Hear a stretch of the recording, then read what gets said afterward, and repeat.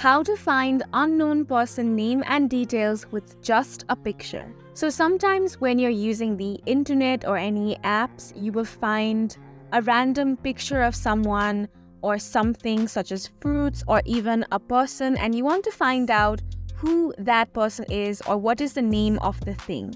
So if you only have the picture and you don't have any other details but you want to find out, I'm going to show you a very easy way on how you can do that.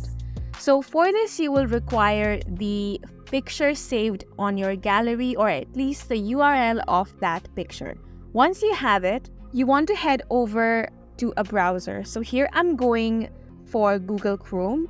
Now just search for google.com, and here you're going to find a camera option right on the search bar.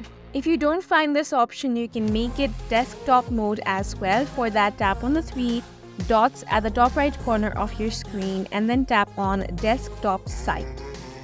So now you want to tap on the camera option right here. So here you can drag an image or upload a file, or also enter the image link right here.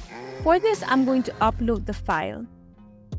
So from my gallery, I'm uploading an image.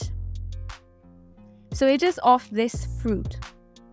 Now, over here, you can find various results. And as you can see, all the details about that picture.